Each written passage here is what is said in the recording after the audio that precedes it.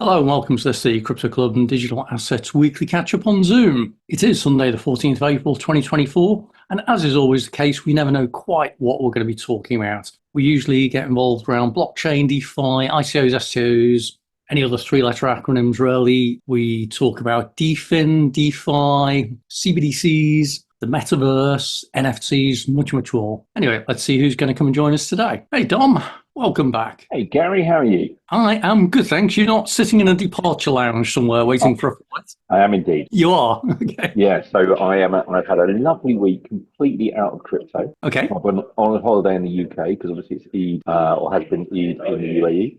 Yep. So I'm flying back tonight. So I thought this is my cramming catch up for a blockchain life and token in Dubai. So I'm mainly going to be listening about what on earth's been going on the past week. Okay, well, it's certainly lots of things happening. Maybe we'll hear what other people have been seeing and hearing as well. But it's good to see you back again. That's great.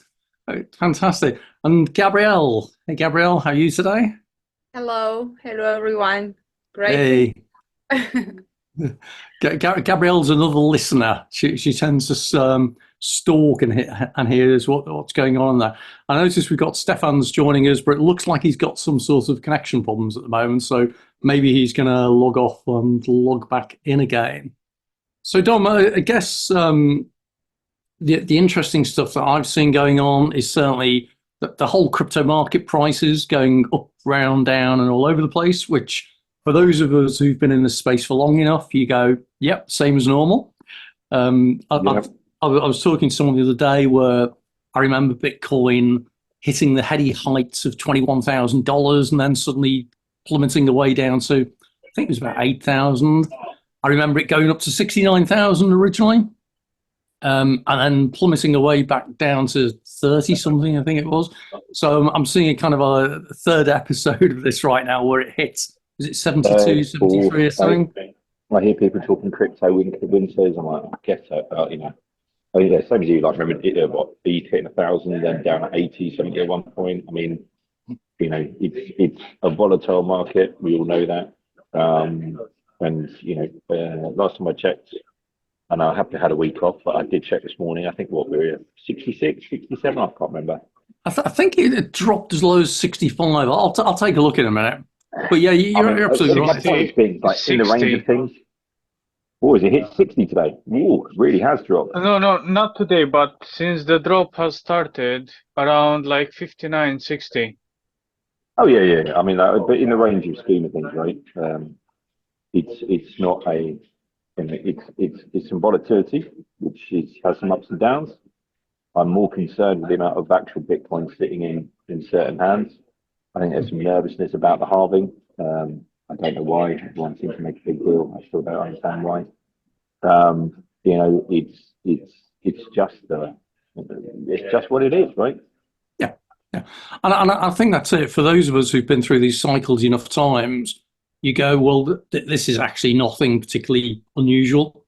You go through these levels of rises and then sudden drops. I mean, we take a look at. I've just pulled up the Bitcoin chart now, which is hopefully showing, which shows, you know, back in 2011, 2012, when it was up in this kind of range of 67, 69, plummeted away right the way down to what's that?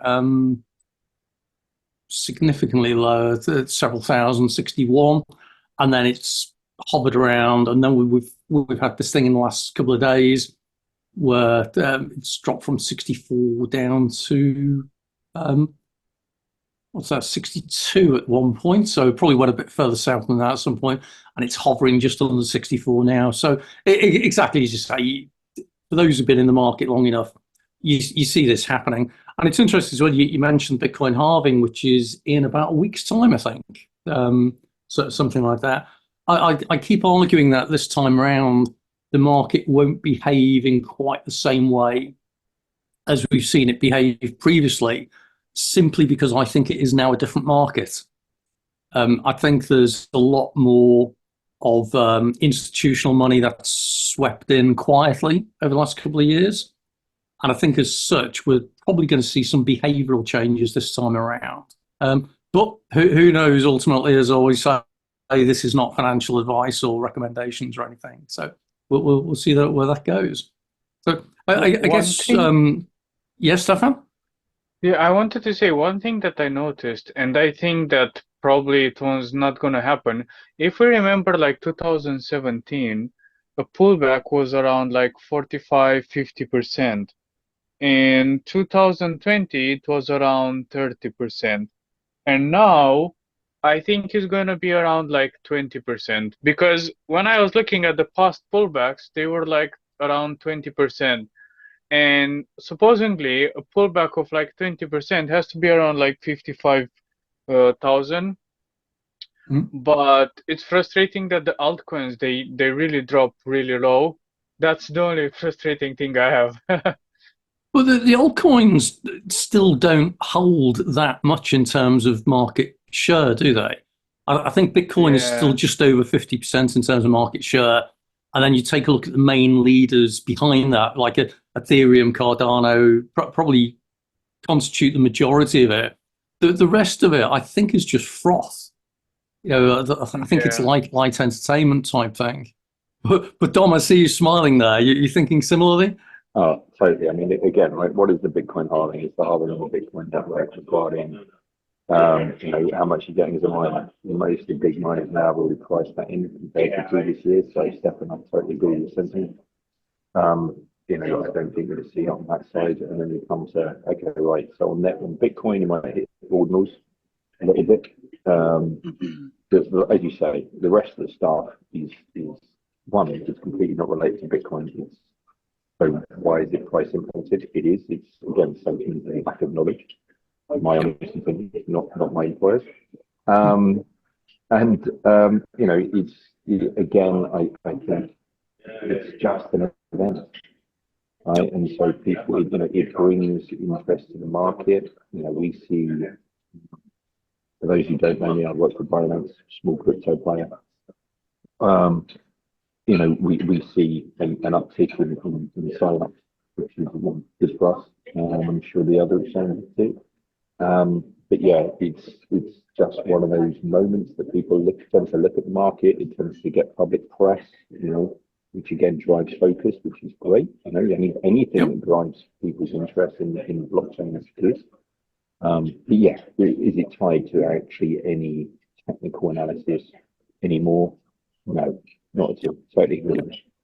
Yeah, and that's what I found fascinating. Having been interested in the whole, like the ICO craze of 2017 and 18, the NFT craze of, well, even now with some things and various other things, whether it's DeFi, DePIN, or whatever the latest thing is, I'm forming the opinion that all we're really doing with technical analysis is we're doing technical analysis of the market, not of the products as such.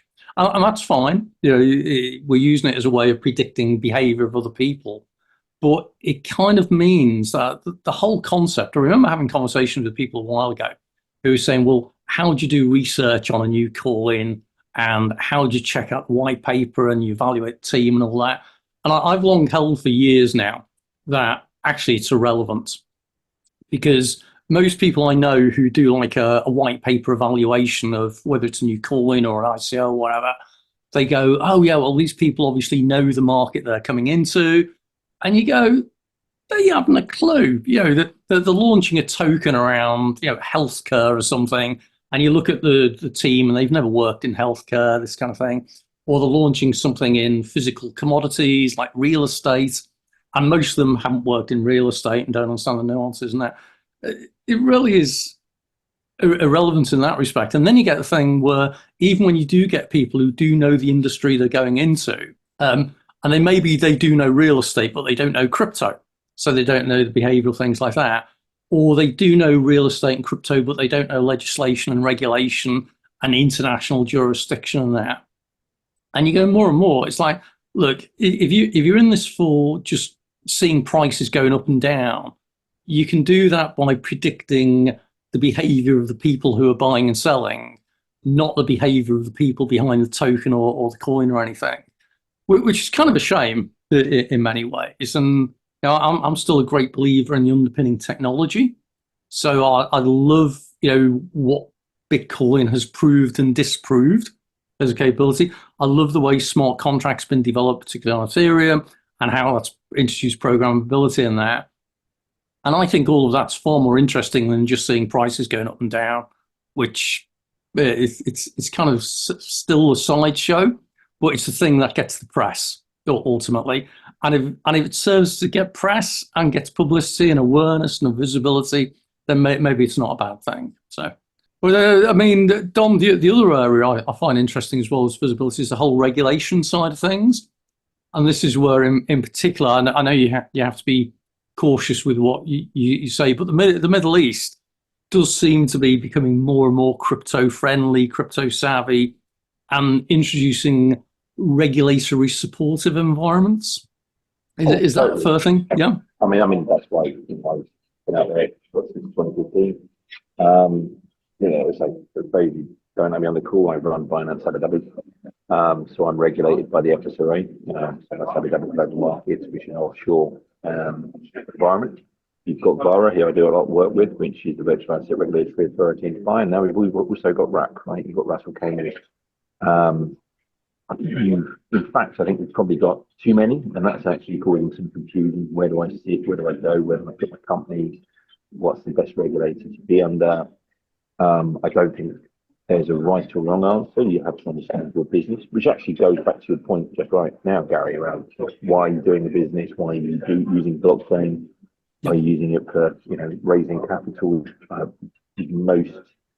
There's a side job I do some help with Hub 71, which is AGM's kind of incubator program, Programmability incubator program for not just digital assets, but lots of companies. Okay. For those doing DA, I look at, why on earth do you want to get listed? Because everyone obviously says, I want to get listed on Binance. It's about timing. Right now, when you've got 4 of you and you've got possibly a great concept using blockchain, the last thing you need is variability on your cash flow, which is what enables you to set up a company, pay your staff, pay office, and as founders, you probably want to be focused on your MVP, not worrying today I'm worth 5 million, tomorrow I'm worth 1 million, right? Those things, and I think the regulation ties into that. That's starting to help on that side, particularly in the PE space, what funds can actually do. There's a fund that's going to have, I won't steal their thunder, but it's actually a Coinbase event in Abu Dhabi next Tuesday, which they're going to be announced as one of the first funds that's able to do certain levels of PE out of ADGM.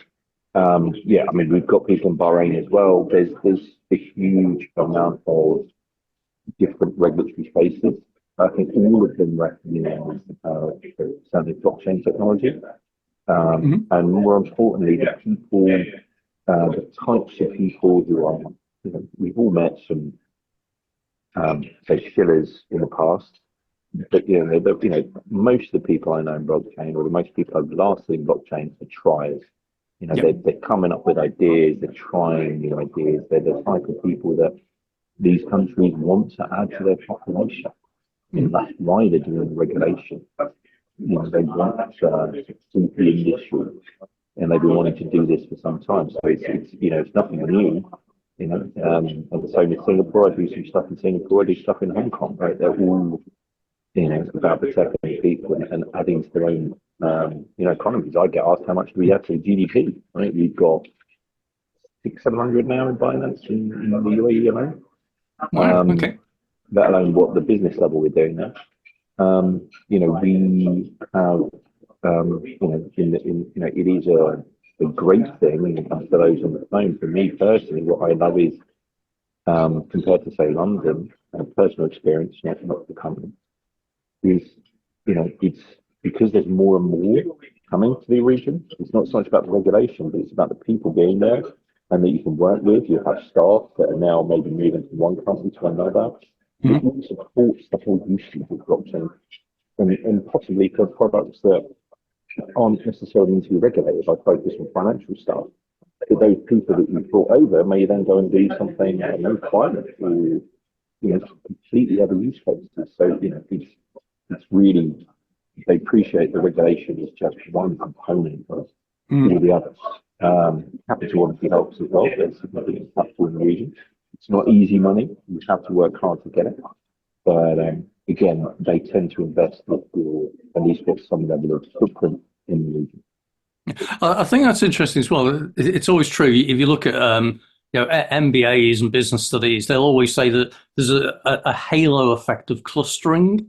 So geographically close together, organizations, people, exactly as you say, you build up communities in effect, and they can like cross-pollinate each other. I do a lot of stuff in the insurance sector, and that's an absolute classic of this, where if your postcode in London doesn't begin EC3, you're not in the market type thing. It's all literally within a square mile. So there's a lot of that. And I kind of find it ironic as well, because I see the same in crypto and blockchain, where you've got London considers itself a hub, Zug considers itself a hub, Singapore considers it a hub. It's bizarre, isn't it? Because all of these technologies are meant to be decentralized, and then are advocating the benefits of complete centralization in some way. But I find that amusing more than a criticism. Yeah, I mean, you still need people to write the code, right? I mean, there's still obviously AI coming, but and it's the people that make. I mean, that's why I'm so excited about this week. We've got literally virtually everyone in crypto in Dubai and Abu Dhabi in the next 5 days, 6 days. And a lot of that then sparks a lot of things. And I suppose we can laugh about it, but also what it still enables is get together. But you can work on the technology. You can, I have teams that are working globally. That's nothing new. I used to have teams working globally when I was at a bank. But it was a very different mindset, and the technology does enable some of that. So we can.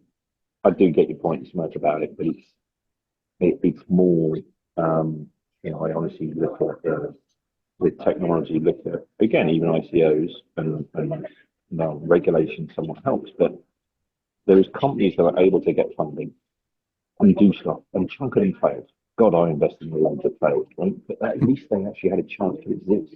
Mm. With the previous capability of bank funding, etc., they just would never have existed. And these were teams of 20-year-old techies, who were, one guy was Australian, one was African, whatever, and they just met via the internet and they were doing stuff.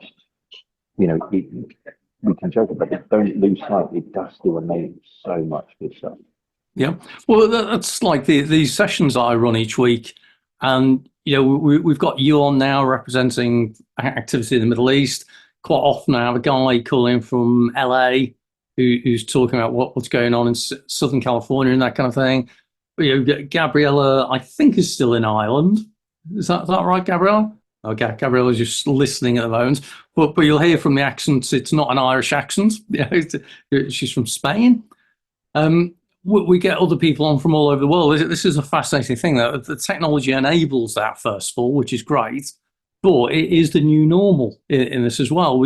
I get people dialing in from India, and like over there right now, it's probably midnight or so, and I get people coming in because they say, we want to hear what's going on around the world and that kind of thing. So that's what I think is fascinating, that particularly the crypto market has embraced global in many ways. It's more than most other industries in that respect. And then you think, in terms of markets, it is a 24/7 market. This is, the irony of you still have stock exchanges that still operate like 9 till 4 or something like that, Monday to Friday. And they have opens and closes at the beginning and the end of the day. Then you come into the crypto world when people say, well, what are the operating hours? It's like 24/7. Yeah, so it's certainly on that. So an interesting thing. So yeah, and Stefan says, seems like religion. I think it's there's certainly, I think crypto takes faith and belief. So there is an overlap with religions in some ways, that you have to believe in things. I also wanted to point out the fact that religion usually tends to organize things into a structure and bring people together from a specific area. That's what I think it's one of the points about it. But yeah, my girlfriend hates me because every time when I talk with her about Bitcoin and the importance of this, she always considers me to be a religious person, like a cult. And she tells me, no, I don't believe you and I don't trust you because you believe so much. But yeah, I think that's an interesting perspective, actually, and in some ways it's valid that within the crypto community, first of all, that they have some people evangelize. I always say, I Yeah. evangelize, but through the benefits. But within crypto, there are Bitcoin maxis. So these are people who they're absolutely fundamentalists in their belief that there is only one cryptocurrency, and it is Bitcoin. And it is the Bitcoin core solution. And Crom UK is laughing on that. Come and say hi, Crom UK. Come and join in, because I think that's a valid thing. But yeah, you're right in some ways, Stefan. There is an element of fervor and religious kind of belief or whatever in crypto's the way forwards, and it's a new way, a new world, all that kind of thing. So there are things on there. So yeah, but I think describing it as a religion's not that necessarily a bad thing.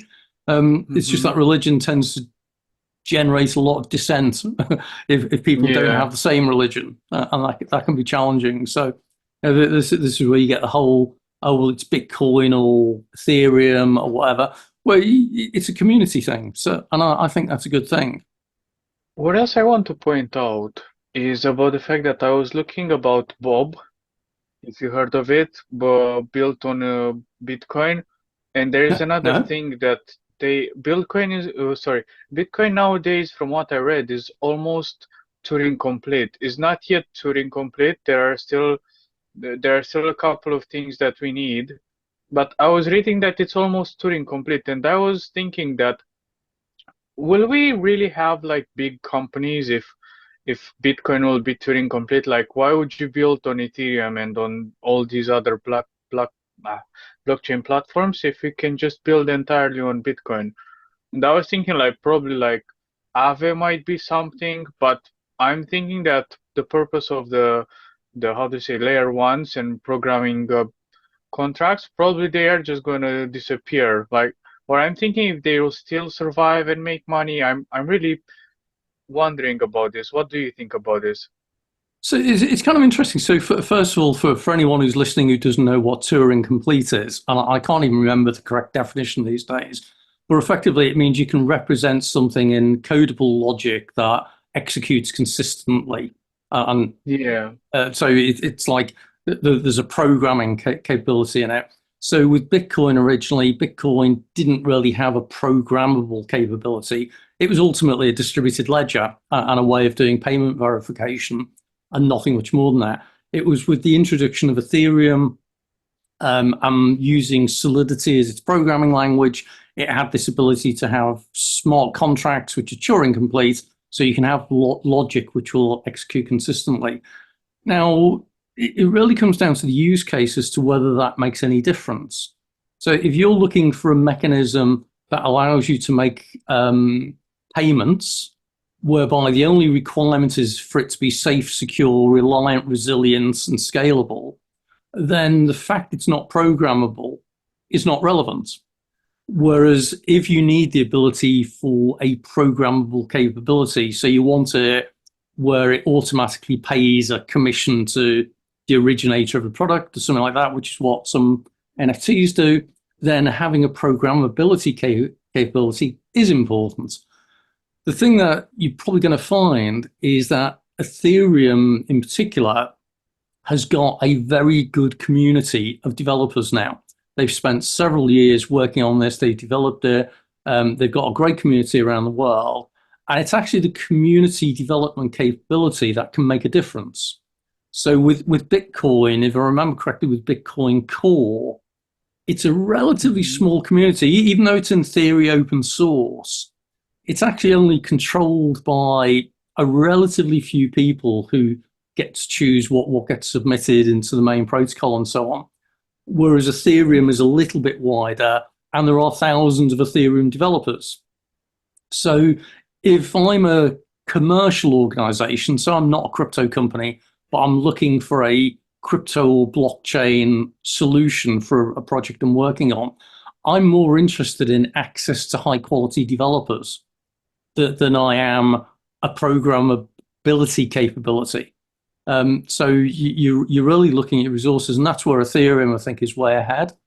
So unless Bitcoin adopts something like a Rust type programming language, which is similar to Solidity, I don't think it's going to be offering that much. So, but funnily enough, we've just been joined by Ken, and I know Ken is keen on the Ethereum side of things and smart contracts and that. Ken, we were just talking about Bitcoin introducing a Turing Complete capability in the near future, and whether that will be something that will gain traction compared to other platforms. Don't know what your thinking is. Ken's now thinking, did he really name check me then?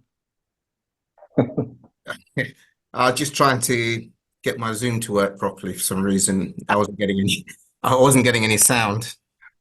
We saw you pop up on screen briefly, so your camera was working and then it dropped away. Well, we've got Crom UK. You able to join the conversation now? Yeah, I can chat now. How's it going? Hey, that's good. Yeah, So what was your thinking? With your Bitcoin thing, I don't know, is it too little too late? We're in Bitcoin Lightning Network, took years and years to come to fruition. Have people moved on? I see Bitcoin now as more of a store of value. People are buying it for speculative reasons. Are people going to migrate back to it for coding and smart contracts and the potential, or are they going to stick with other layer ones like, dots and Ethereum and everything else? I think the latter. I'm quite active in a lot of the other crypto communities with a lot of developers, and I'm not seeing a mass rush into the Bitcoin world right now for smart contracts and developers. I think the foundations have been laid now, and obviously also everyone's wanting to find their next kind of profit as well, aren't they? Everyone's looking at new layer ones, because if they can get in there early, then there's far more money to be made getting into a potential booming layer one at the beginning than there is jumping on anything else that's been around for a few years. So I don't know. I think Bitcoin's progress is going to take a while to really gain traction, personally. Yeah. I think you make an interesting point as well. I still describe Bitcoin as an experiment, and it was an experiment in decentralization, in peer-to-peer payments, and a few other things. I believe it's just that people adopted it, and at the end of the day, it's a bit like if you look at the history of SMS messages. SMS messages were not originally intended to be used as a messaging system for the whole world to use, but that's the way it ended up being used.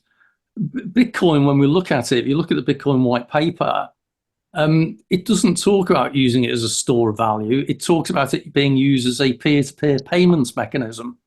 Well, yeah, then it's just that the way it's gone, people have gone, oh, this is worth keeping, isn't it? It's going to go up in price.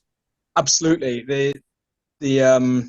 The payment system kind of became a null point back in 2015, when it would take 10, 15 minutes for confirmations. I remember there was a pub in Peterborough back in 2014 that accepted Bitcoin for beer.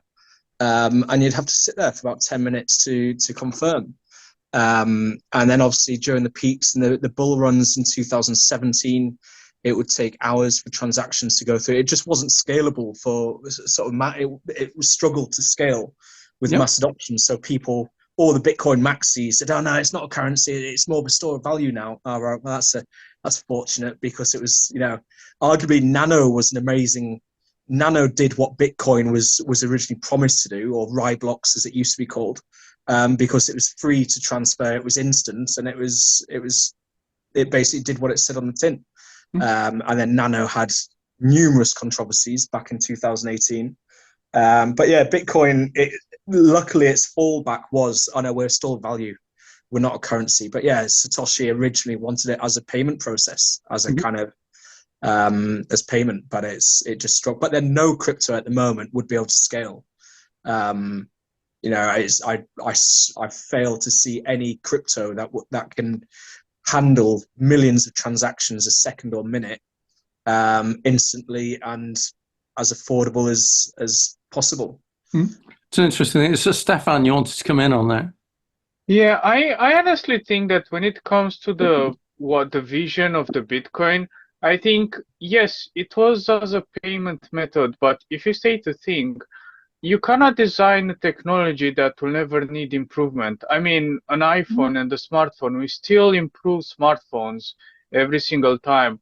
So I'm thinking that this Satoshi Nakamoto or whoever it was, when they built it, they didn't build this to be perfect from the first. Mm. They built it so that it could be improved and people would add layers, because if everything would be perfect and we didn't need an improvement, we wouldn't have businesses and markets. It's just going to be like one business and nobody would have any other businesses around, because that's the only thing. So I think that that's the reason why we have like proof of work rather than proof of stake on Bitcoin. And also because it was in the beginning. And also because like we would always have unlimited demands when it comes to what we want.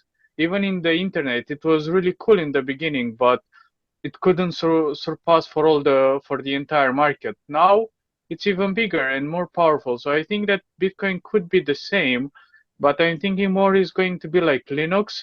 It's not going to be something we all use, but bigger companies and important data is going to be stored on Bitcoin, I'm thinking. And another thing I was thinking, sorry for doing such a long parenthesis, is about the fact that I was looking like since the how do you call the ordinals, apparently Bitcoin is one of the biggest markets when it comes to NFTs and ordinals and projects on it. And this started around like 1 year ago. So I'm thinking that why wouldn't you want to be part of the biggest market that started like 1 year ago, and you still want to be part of Ethereum or I don't know Solana or something smaller that you risk on it. That's my point. I think that's actually that introduces something else that I think about. That actually it's not about Bitcoin or Ethereum or all that kind of thing. Actually, it's interoperability, which I think is really exciting. It's the ability Yeah. to cross-link at an atomic level between Bitcoin and Ethereum and other platforms. I think is where there's massive potential, because then you can actually operate above the blockchains in a way. Whereas at the moment, the solution seems to be going down like a lot of layer 2 solutions, which are actually, I keep arguing, layer 2 is a way of proving that your blockchain doesn't work in the way you need it to. Because as soon as you take it off chain, by very default, you're admitting that your main blockchain isn't fit for the purpose you're hoping to use it for. And that's not being critical of the Bitcoin Core and all this kind of thing, because I think it's achieved some amazing things. But as soon as you have to start creating channels and take transaction off chain because your main layer 1 platform won't scale or the transactions are so expensive or whatever, that means it's a fundamental failure. That's why I still consider it an experiment and a fascinating one there. But Dom, I don't know, I saw you smiling there. Again, you have a similar opinion there? Oh, there was lots of stuff there to cut in. And so I think, look at Bob, right? Bob's actually an EVM implementation on Bitcoin. So it's Ethereum, basically the EVM, Ethereum virtual machine. It's a layer 2. And you and I, Gary, have very similar definitions on layer 2. I think you have to look at, and again, you mentioned, I think, the size of the market. Well, yeah, Bitcoin is the biggest value, but is that really how you measure the usability and the size of the blockchain? I'd argue absolutely not. It's got a huge amount of value in there. Great. Quite a lot of it's certainly now sitting at Coinbase under the control of US banks. That doesn't mean it's the best platform for developing new stuff. So, exactly to some from UK's points around, Ethereum, and yours as well, through development space, numerous others, BNB, obviously. You have to look at, what is decentralization? I'd argue none of them are. Ethereum certainly is not. Infura still runs a vast chunk of the transactions. MetaMask still looks after a huge amount of the keys. Both of them are great. I'm an ex-consensus individual. Both of them significantly under control of Joe Lubin, right? And again, there's nothing wrong in that. It's just the state of where the market is and what are you trying to achieve and use it for. I think a lot of the exciting layer ones I see coming through right now, and again, I remember we consensus we got to 1 million developers on Solidity. What was that, 2018? I don't know. But it's still not enough, right? If you want commercial corporate uptake, there is a bit. But, we need to be able to compile Java and JavaScript in a way that enables it to be Turing complete and usable as a smart contract. You know, some of the new layer ones believe they can do that. I don't know. For me, as an old coder that doesn't code anymore, Java is way too open and risky as a smart contract language, but I'll defer to those who have far better knowledge than I do. You know, it's still a lot to occur. Which, you know, to your point on Bitcoin as a network, it was 10 minutes back in 2015 for a block. It's still approximately 10 minutes for a block, and you're probably wanting 6 confirms. So you're looking at 60 minutes before finality, or even, you know, some level of finality. That's, in my mind, even with the amount of hardware that's brought in, but with the halving coming through as well, that ain't going to change. So, you know, can you know, ordinals? Yeah, of course, it's been a lot of NFTs, right? With the funky cool things. You know, I know a lot of people who were mining sats last year made a lot of money on that. Is it going to be the be all end up? We end up with one master chain? No, I certainly hope you never end up with that. I think actually, as decentralization, you do want multi-chains. No matter, you're absolutely right. Eavesdrop across them is a critical factor, and how that doesn't become a centralization point as well, which is a risk, is one to look at. I think that's a really good point. Crom, I didn't know if you want to come back in on that, because I think from where we've talked previously, do I remember correctly, your interest was mainly down the Ethereum side of things? Do I remember that right, or was that someone completely different? Me, this is my first time in the chat. Oh, okay. I thought you'd been on before. No, I don't think so. Unless I was at a pub after a few drinks. No, I don't think. I think it was you mentioning Peterborough for some reason that kind of like brought back unhappy memories for me. So what is your interest then? What brings you along then? Well, I just saw the invite on Telegram. I've been in crypto since about 2013, 12, 13. Moderated lots of the big community channels. So the subreddit used to moderate the cryptocurrency subreddit, moderate the cryptocurrency Discord, ambassador for crypto.com, and yeah, get involved in a lot of the degenerate side of crypto, less the corporate side, more of the degens YOLOing into meme stocks, hoping to catch a 100x over a night. So I try and control all those guys in a lot of the communities. So I'm very much ear to the ground with regards to retail and kind of a lot of the developers as well, a lot of the Ethereum developers and just whoever. But yeah, less on the corporate side of crypto, except for knowing a lot of the team at crypto.com, and they send me nice places like the Silverstone F1 race and things like that, which is always quite nice. I should be getting you out here. I'm with Stuart on Thursday, hopefully. Say again, sorry? You should be out in Dubai. I'm with Stuart on Thursday, hopefully. Dubai Dubai would be quite nice. I'm hoping to get tickets to Singapore later this year. No, not late this year. Singapore's already been, isn't it? Has it? No, not China. Singapore will be later this year. Yeah, China's next weekend, isn't it? So yeah, they just send me to nice places. It's not too bad. I thought I'd just jump in and see what this chat is all about. Say you've been in DJ and crypto. You haven't been working out of Joe's office in Brooklyn or the San Fran office we used to have a consensus. So you have no idea what DJing's like. So that's a very, very different definition. Yeah. It's certainly fascinating. And that's the other thing that I like about this space, that there's a range of personalities and characters as well, which adds to the entertainment. And you do get I sometimes get involved in some of the NFT community where it's all artists and that kind of thing who've got, you know, a totally different way of thinking compared to some of the tier one banking people I know and their mindset. And it's great because the thing I like about the crypto space is that it's all embracing. There's room for everybody in some ways, which is fantastic. But I don't know, is there anything in the news or anything anyone wants to discuss? I know we've got the Bitcoin Halving coming up next week, which is always interesting because people always try and figure out what's going to go on next. But have I been missing anything else that's exciting in the world at the moment? That's the thing about this weird bull run, isn't it? It's kind of the last in 2020, 2021, it was all about NFTs and DeFi and people doing liquidity pools and leveraging and lending their money out. Things like Salt and Lend were doing really well. And then 2017 was the alts, was the reason why a lot of people jumping in. What I find weird at the moment is there's no real drive to bring capital into the crypto at the moment, apart from Bitcoin's price. So you're getting a lot of people getting FOMO. You know, people that jumped into Bitcoin previously have never regretted buying it now because technically everyone's up.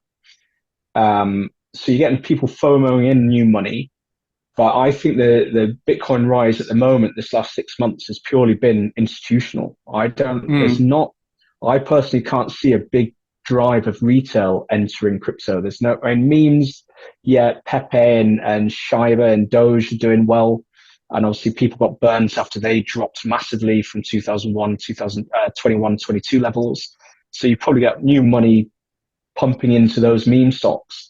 But apart from Bitcoin and meme coins, there's no, GameFi was supposed to be the next big thing, and everyone was thinking GameFi was going to change the game.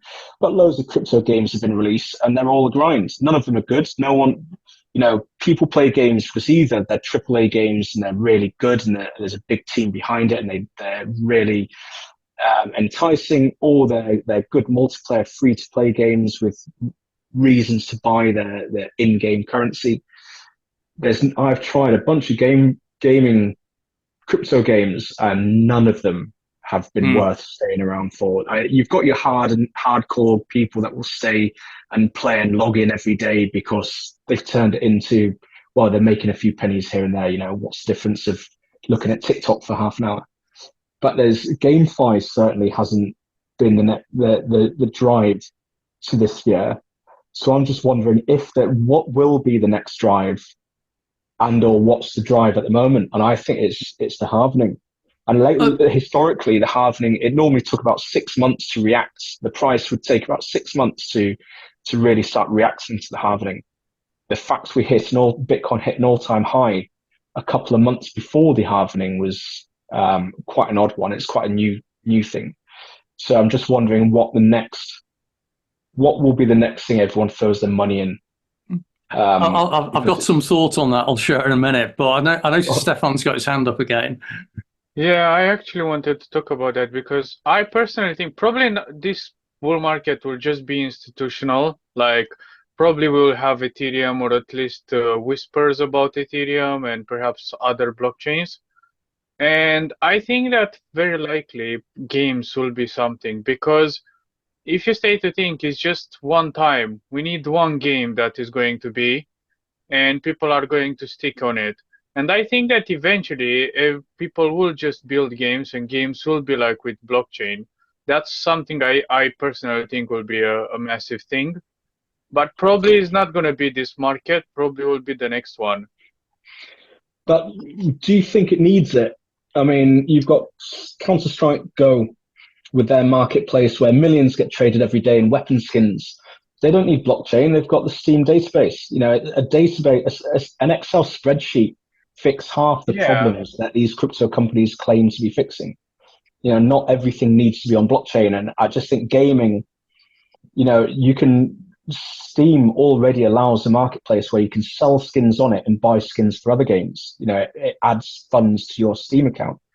I'm yet to be sold on blockchain being the answer to games, just like blockchain being the answer to the supply chain was all just ended up being a meme. You just need a good database. It doesn't need. I'll throw something in on that, particularly because I play Counter-Strike, so I know exactly what you mean. I was going to quickly offer, GameFi to me seems to be an extension of NFT usage. So just like we saw with crypto, you had 2017, 2018 was the ICO wave, you had the DeFi wave, you had the NFT wave, and so on.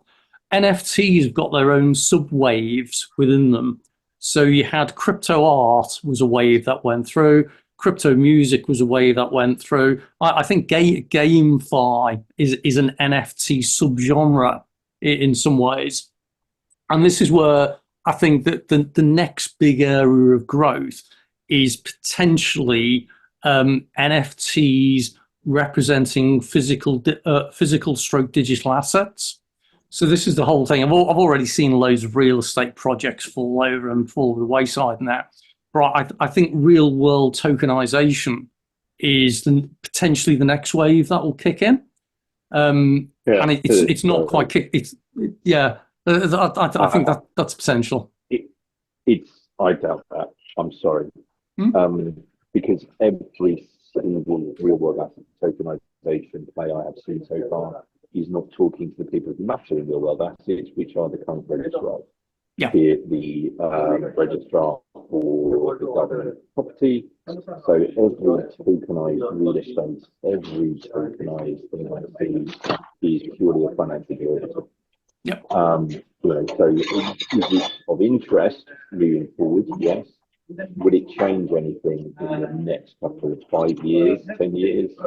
I don't see that at all. There isn't a drive for it.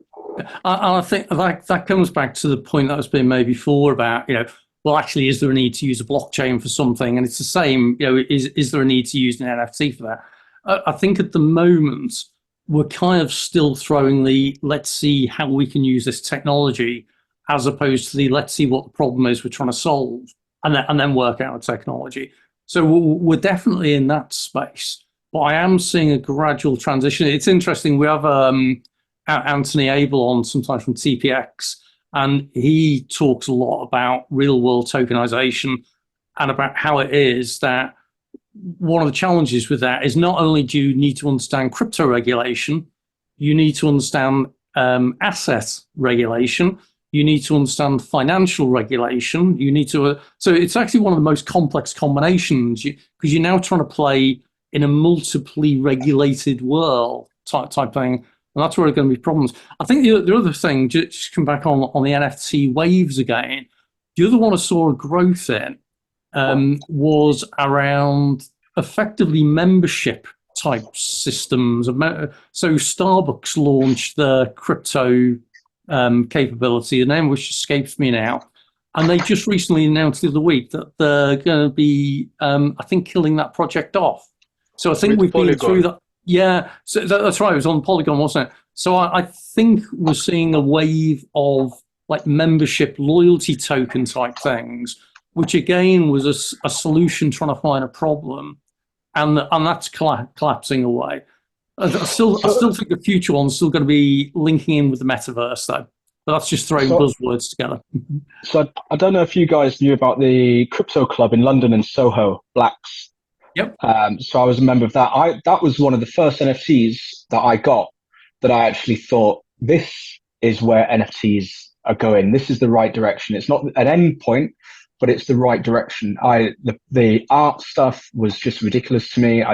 There was just no need for it. There was a big crypto marketplace sold founders NFTs that gave you a cut of the profits for the marketplace. So that was utility NFTs. Completely made sense to me. The artwork never made sense. It's just mostly the meme stuff. But Blacks was always a good. Unfortunately, they went under. But that was certainly had proper utility. But the one thing with things like assets and everything, I don't think the West are going to be the ones driving it. We have legacy institutions that don't understand where the modern world are right now. It's going to be places like your South Korea or Dubai, things like that, who are making strides forward and understand it more. I mean, the South Koreans took crypto to a whole new level back in 2017 and 18. And generally, they all get it. Most Koreans are tech literate. And the people running the show, their government, their politicians, and their bosses just get tech. They understand the power of it and how useful it can be. Whereas most of the people, I mean, I'm in the British Army. Most of the people, when I write reports going up the chain about what I do, it's not field army stuff, but it's getting read by the old and bold that don't understand the modern world. And I think that's the British legacy, isn't it? It's kind of So I'll give you some insight on Rick part of this, right? So on the other investment authorities, so they're biggest in the world, back in 2015 on how to mitigate the geopolitical risk of the current financial crisis. And blockchain is one way of mitigating that. It doesn't matter which one it is, but there's because they don't have nuclear subs to pipe off the East Coast like Russia does. South Korea's got similar, obviously, geographic situations and its concerns, right? That's what drives a lot of this big uptake. So I'm not saying that's the only reason that really in that part. But yeah, it ain't going to be games. It ain't going to be, all of those scenarios seem to be money native to the underlying projects, not actual real things that benefit individuals. I think that's right. Just coming back quickly, it was mentioned about supply chain and blockchains, that kind of thing as well. And this actually links in with the military connection. So I was involved in some working with multiple defence industry representatives. So it was British Army, Royal Navy, RAF, Boeing, and various other suppliers, that kind of thing. And the one thing that really surprised me, because we're giving briefings around blockchain. This was, I think it was about 2016 or something at the time, where we're talking about, the potential to use blockchain to track and trace things. And I met some of the supply people in the British Army, and they said, well, basically supply chain in the army is the same as the civilian world. It's just with more paperwork, and usually paperwork that's not been very well kept and that kind of thing. But the one thing that absolutely blew me away was a presentation given by a colonel about using a blockchain-enabled battlefield communication system. And I was astounded. Basically, if anyone's ever watched Terminator and has seen Skynet with the whole interoperability and interconnection, and this was called Skynet. And I'm sure for those who are involved in the forces in some way who know about, was it C5I, that they'll be aware that Skynet is actually a live project. And it's used for like battlefield communication between drones, command, and all this kind of thing. And I was just blown away to see this colonel doing a PowerPoint presentation with a blockchain-enabled Skynet. It's like, wow, someone actually gets this. And I hope he's not writing Terminator 3 a bit early. So yeah, I think that there are some who are early adopters, or the people who are a little bit ahead of themselves. And that's where I think a lot of these technologies are still feeling like solutions looking for problems. And in some ways, that's going to, it comes back to, I keep describing crypto as a bit like the aviation industry. You look at how aeroplanes have evolved since the Wright brothers in 1903, is that basically someone has an idea, you get a group of people together, you throw it together, you throw it up in the air, and it crashes. And as a result, there's a death of a pilot, the government come in, the police come in, they introduce regulations and controls to make it safe. And then it goes quiet for a while. And then the next thing, someone says, why don't we have two engines instead of one engine? And they give it a go and it works. So a bit like smart contracts, really. And then someone says, oh, well, why don't we have the tail at the front instead of the back? And again, it's experimenting. There's another crash. Regulators come in, government get upset and that kind of thing. And I think that's what's happening with crypto, that it's going through these kind of like crashes in a way, not of prices, but of the technologies. Does it scale? No. Let's try layer 2. Does that work? No. And it's a series of experiments and failures that overall, though, it does mean we're going to end up with something better, but it's going to take a while. And anyone who knows technology knows it always takes far longer to get it to work properly. But when it does work, it makes a big difference. Okay, I'll give you a real use case on that, and it's one of the ones certainly where I'm based. It's being used for it is Bitcoin. It's a store of energy, right? Because if you have a nuclear power station, you can't turn down, and it's running the whole time on capacity. Well, you can use it for a load of mining rigs going that you're then getting Bitcoin off of, right? So if there is usages for the tech, and going by, I'm not sure, but there is, I can see benefits for desire for players to be able to use not necessarily an asset to use stored out of a uniform out of one game, particularly in a uniform out of another. I mean, you might do, but if it's something that you spend a lot of time and effort doing, maybe in some of the team games. But it's more like I've got credits in this game. Have I got to move them out, lose some value to move them to another game? So I can interact across the financial implications of that I can see more value in the selling price space. And it's more like back to what I mentioned about, that was an angle I hadn't thought about before, because the end user there is the actual power company, and they've got excess and they can't sell it easily, so I can turn it into something else. Okay. A Bitcoin. So there's some other uses.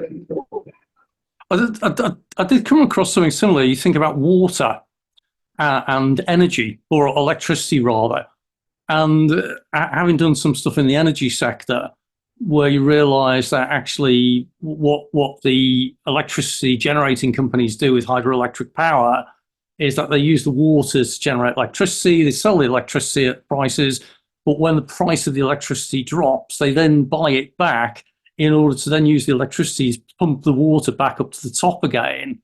So it then becomes potential energy, and they convert it back into kinetic. And in some ways, Bitcoin can kind of act as that, in a way that it's an alternative way of storing value, but not in the way of store of value that most people are thinking of it. And it is exactly to say, it's a way of converting surplus energy into something that then becomes tradable. And I think that's certainly an interesting stuff. Oh, it's now the second biggest miner globally. Give you an idea. Which is that, sorry, the second biggest miner? Second biggest Bitcoin miner globally. That's all I'm going to say. I can't mention any names. Yeah, that's certainly interesting. So, folks, we're kind of coming towards the end of the session, really. I'll try and close these off after an hour, and I'm sure Dom's got his flights go and catch shortly, and he'll have to hop on board and get himself settled down for his flight back to Abu Dhabi and that. Just want to say thank you to everybody, really. It's been great listening to the different perspectives. It's always nice to get a range of views and everything as well. That's really good. So for anyone who's not been to any of these before, thanks very much for coming along. Much appreciated. And safe journey to those who are traveling, and safe Bitcoin halving to those who are watching that in the next week. And I will see everyone sometime in the future. Have a great weekend, folks. Have a good week. Cheers all. Take care. Bye now.